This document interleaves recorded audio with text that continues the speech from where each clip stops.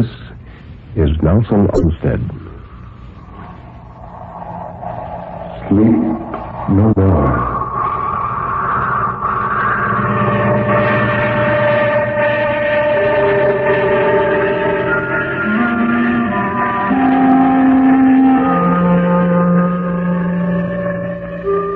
Sleep no more. Turn down the lights. Sink back in your chair and don't look into the shadows. In the shadows, there may be moving things.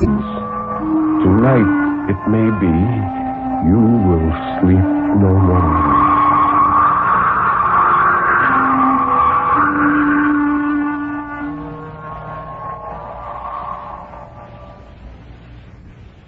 Good evening. This is Ben Grauer introducing tonight's Tale of Terror, told by Nelson Olmsted on the National Broadcasting Company's presentation of Sleep No More. The story of terror can be as simple as a sheeted ghost rattling chains. It can be a complex and hidden world of horror, lurking in such unholy dimensions as only the dead and the moonstruck can glimpse.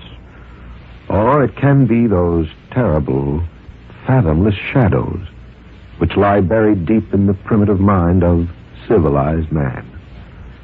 And for this evening, well, Nelson Olmsted, tell us about this evening's story. Thank you, Ben. Our first story tonight is by a writer who is a master at what, for want of a more descriptive phrase, we might call the clever story. Even if you have never read any of John Collier, which I don't believe for a moment, I'm sure you'll agree that he is a master of this sort of thing after you've heard, Thus I Refute Beelzy.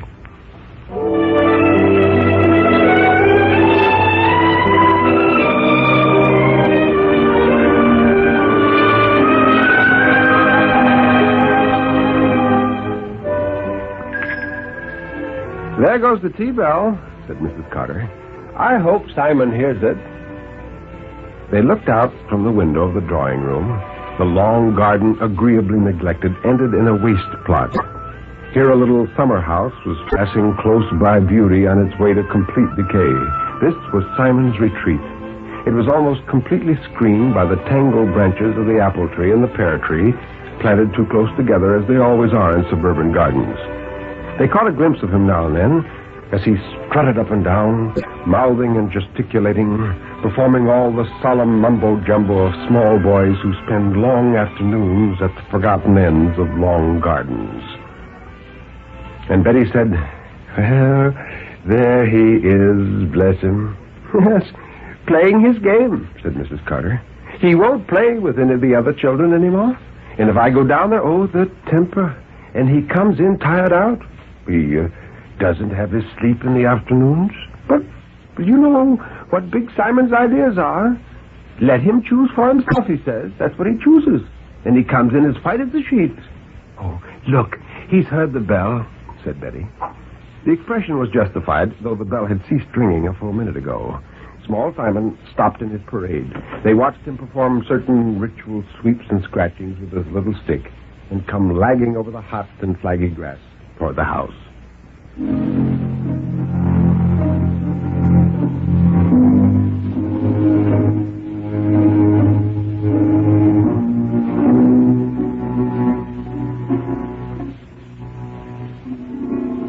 Mrs. Carter led the way down to the playroom or garden room, which was also the tea room for hot days. It had been the huge scullery of this tall Georgian house, and now the walls were cream-washed, and there were coarse blue nets in the windows, canvas-covered armchairs in the stone floor, and a reproduction of Van Gogh's sunflowers over the mantelpiece. Small Simon came drifting in and accorded Betty a perfunctory greeting. His face was an almost perfect triangle, pointed at the chin, and he was paler than he should have been. And Betty said, "Oh, the little elf child." Simon looked at her and said, "I am not."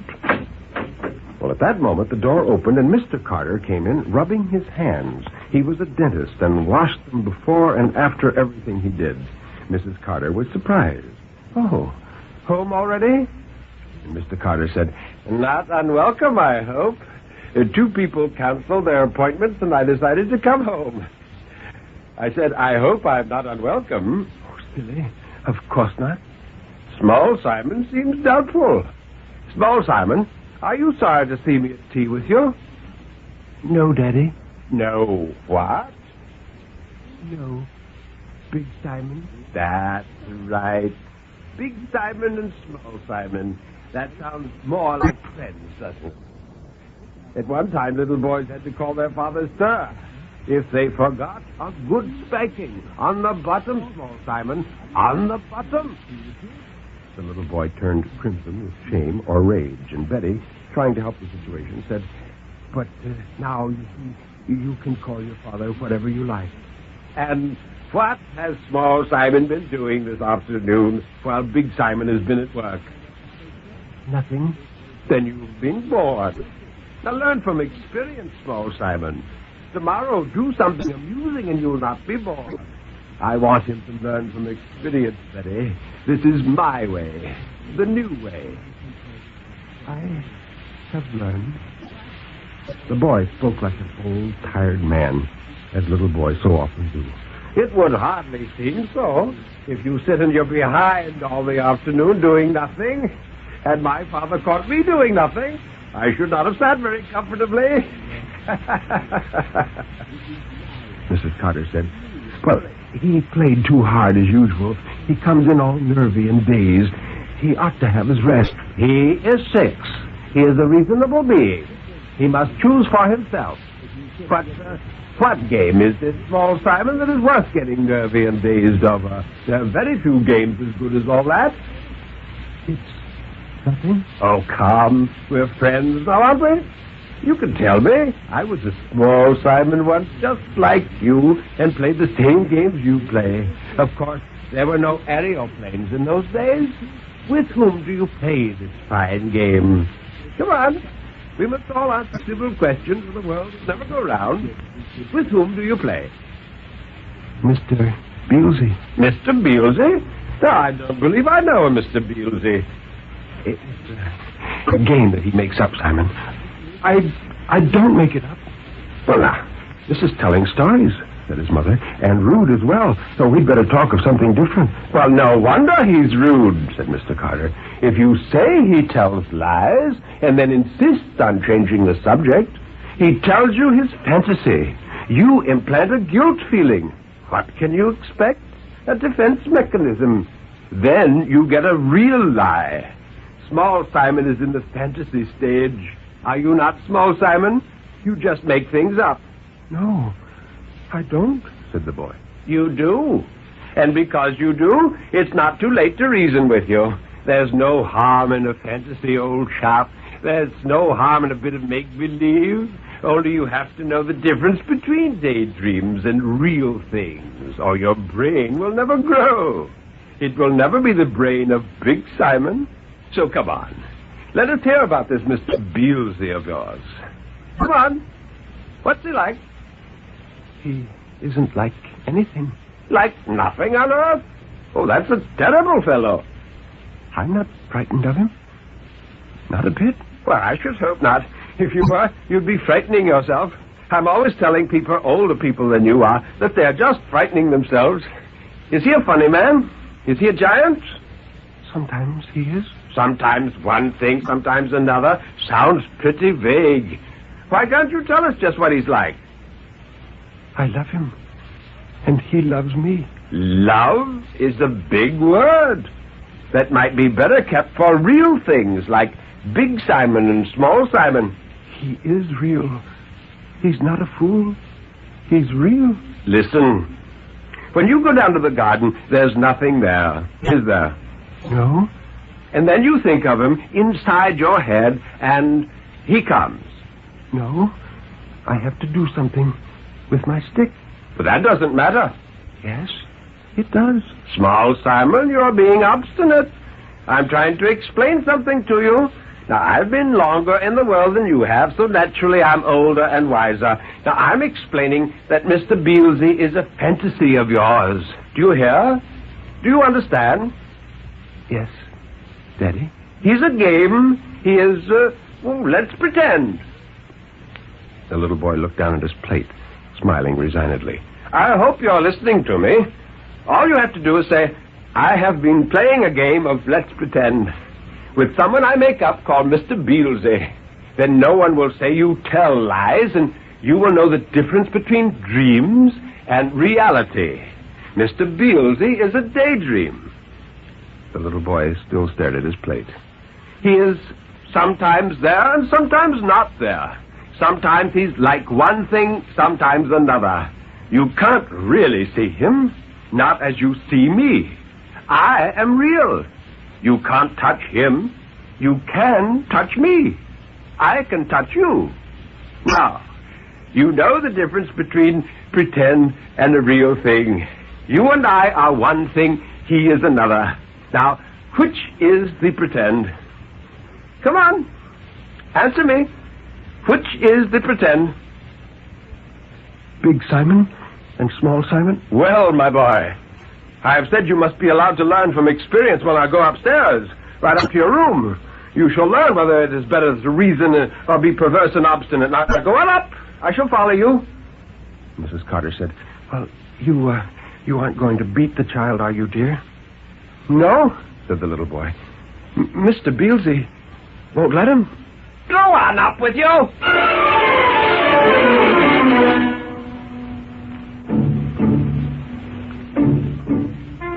Small Simon stopped at the door. He said he wouldn't let anybody hurt me. He said he'd come like a lion with wings on and eat them up.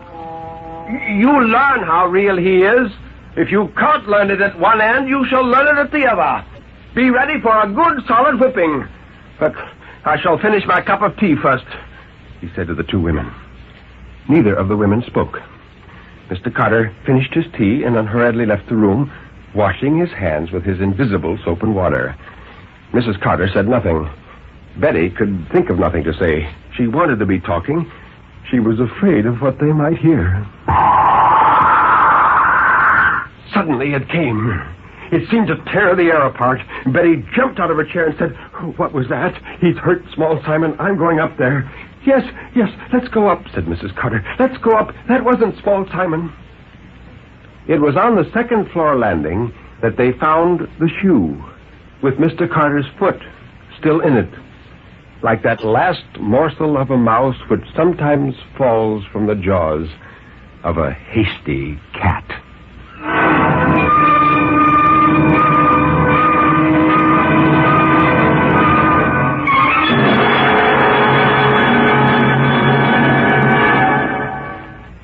A clever story indeed, Nelson.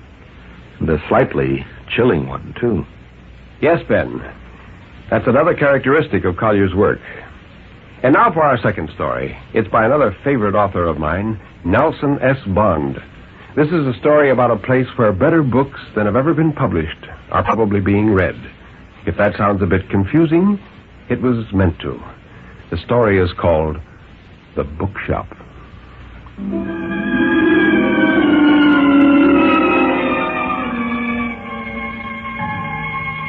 In the dead sultriness of the Manhattan midsummer, there was no incentive to write. Marston's apartment was like the inside of a kiln. 2 hours ago, he had stripped off his damp shirt and sat down before his typewriter. Now, for all his labors, he had nothing to show but a dozen crumpled balls of bond paper flung haphazardly in and at the wastepaper basket. He read again the 3 chapters he had completed. It was good work, some of the best he'd ever done, smoothly written. The Underlings, a psychological story of defeat and of ones who let themselves be defeated. The fault, dear Brutus, is not with our stars. A good theme, and so far, a good job. But this heat, this overwhelming, enervating heat. He was, Marston realized with a sudden petulant anger, ill, actually and physically ill. He gave up. With a final despairing glance at the white sheet shining in the typewriter, he rose. He was shocked to find his exhaustion so deep that as he stood, he was dizzy and spots danced before his eyes. But it was brief and it soon passed. There could only be suffocation and discomfort as long as he remained here. Out of doors, it would be hot too, but there might be a ghost of a breeze stirring in the shaded streets down by the river. Marston put on his shirt and coat and went out.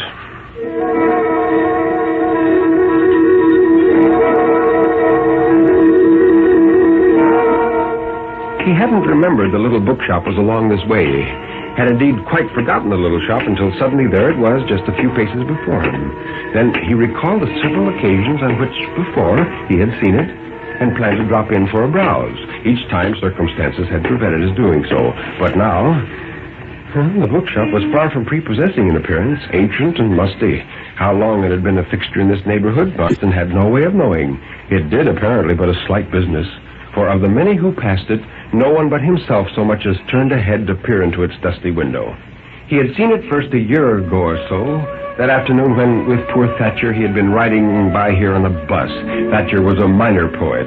Not a very good one, but an ardent one. He'd been regaling Marston with an enthusiastic preview of his latest masterpiece, soon to be released. He had said, "Oh, very soon, Marston. Just a few more stanzas and it goes to the publisher. Oh, it's good work, Marston. This isn't like anything I've done before. It's poetry this time, real poetry. Oh, I'm calling it Songs of a New Century. Oh, it'll make me, Marston. This book will give me a reputation. You see if I'm not right. Oh, I say." He stopped suddenly, and Marston, glancing up swiftly, remembered that Thatcher's health was reportedly on the thin edge. The man didn't look at all well. His cheeks were too pale, his eyes too dark and sunken. And Thatcher said, "Well, I just remembered a little errand. A chap I have to see in that old bookshop. A chap's an old friend of mine. Well, I'll see you later, Marston. Now watch for the songs." He had, thought Marston regretfully, been mistaken on both counts. They never met again, nor did the new book ever appear. The next day, Marston read his name in the obituary column.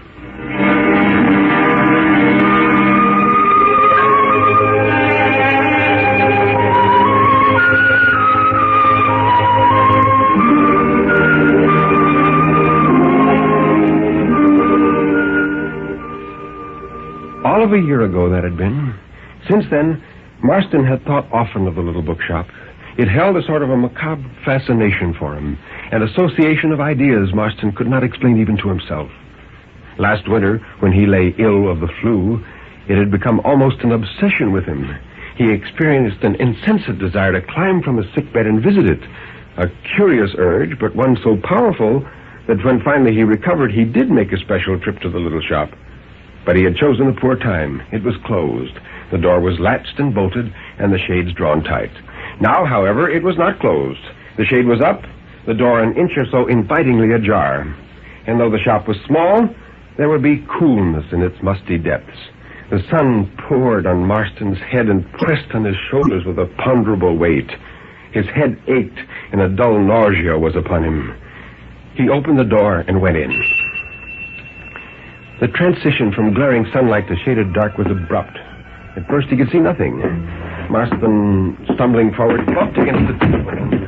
Out of the shadows before him came a quiet, sympathetic voice. "Oh, did you hurt yourself, my friend?" No, but it's dark in here." "Dark? Dark. Oh, yes, it is, I suppose. But peaceful." Marston could see more plainly now. He stood in the center of a small, low-ceilinged room, walled on either side with shelves of books.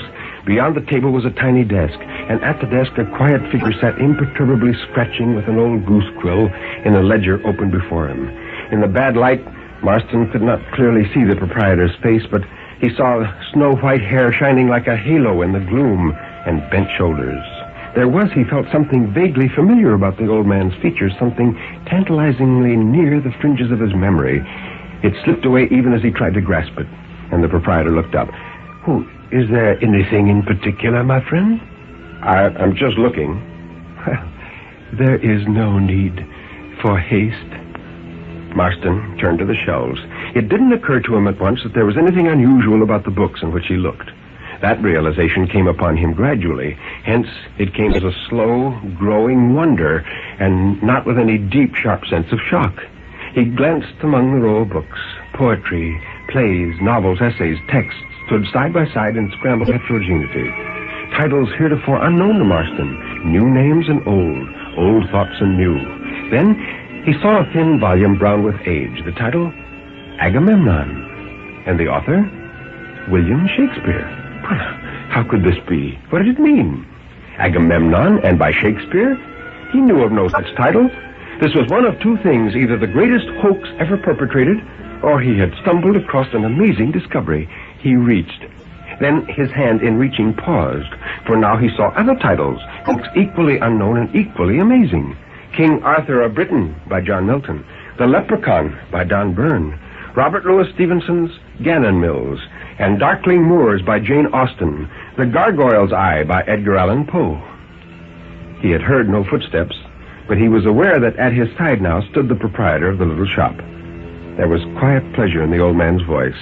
"You admire my books, young friend?" I don't understand. "You are Robert Marston, aren't you? Fantasy is in your line. You should appreciate these others." Marston's gaze helplessly followed the proprietor's gesture.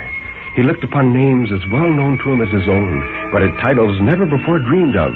The Troglodytes by Jules Verne, Charles Fort's What Unseen Presence, and Lovecraft's bulky Complete History of Demonology.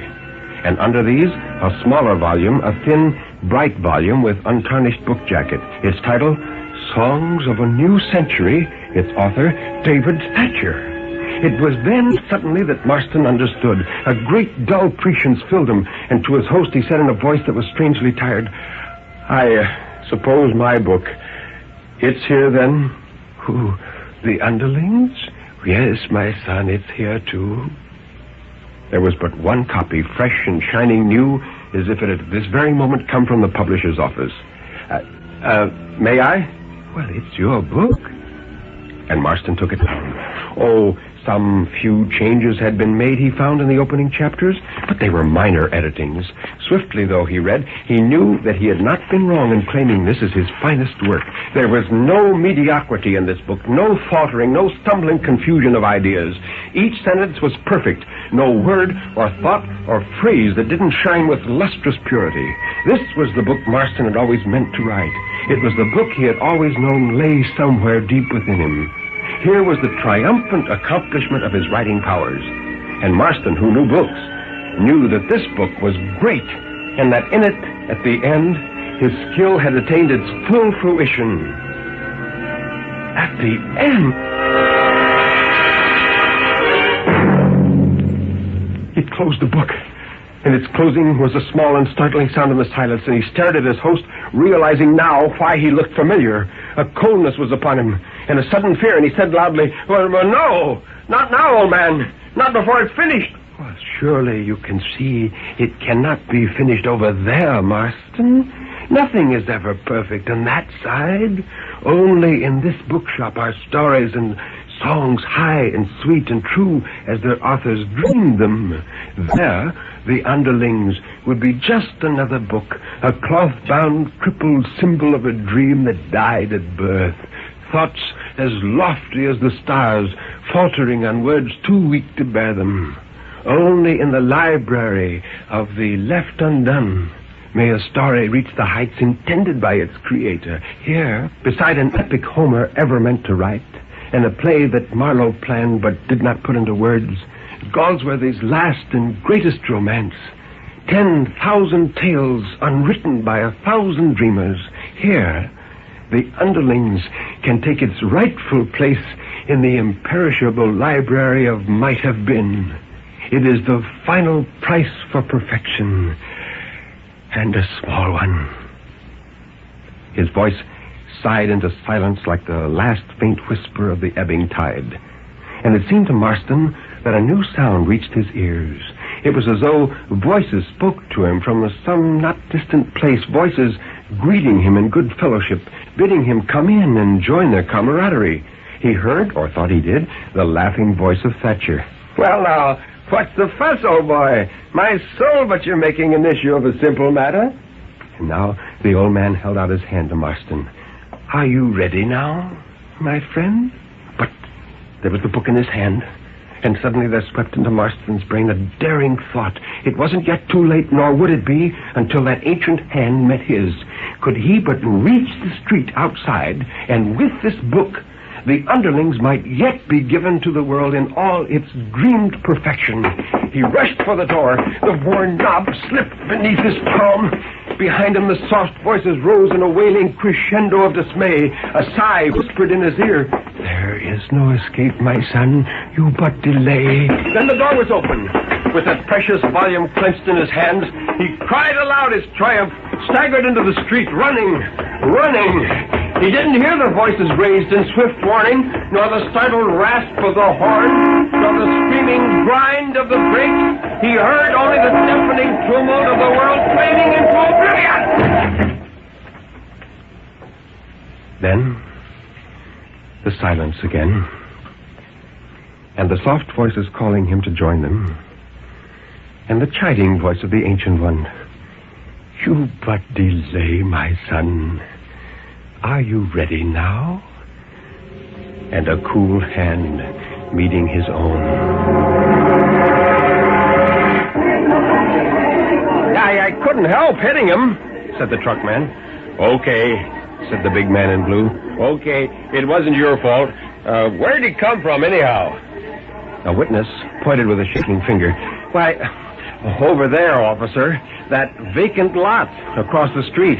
Yeah, I saw him wandering around in there, mumbling to himself. Why, I think he must have had a sunstroke the way he acted. That property's been vacant for years." "Well, I'll take your name. Anybody recognize him?" "Oh, let's see that book he was carrying. Maybe it's got his name on it." Someone handed the book to him. He leafed through the volume briefly, tilted back his cap, and scratched his forehead. "Hey, this is the queerest looking book I ever saw. Look, 3 chapters printed, and the rest of it nothing but blank pages."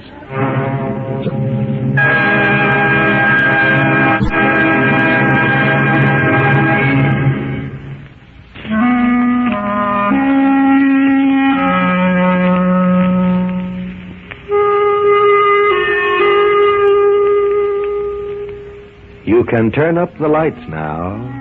You can look around you. Nobody's there, really. Everything is all right, isn't it?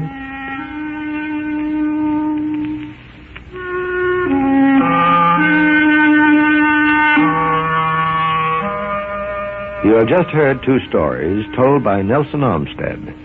The first was Thus I Refute Beelzy by John Collier. The second, The Bookshop by Nelson S. Bond. And what do you have on the board for next week, Nelson? Ben, one of my great favorites among great suspense stories, The Escape of Mr. Trim by Irvin S. Cobb. I hope you can be with us.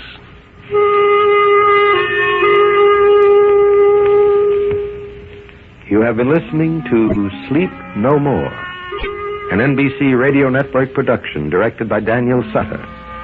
Mr. Armstead's albums are recorded exclusively for Vanguard Records. Until next week, when Nelson Armstead will again be here in person, this is Ben Grauer saying good night.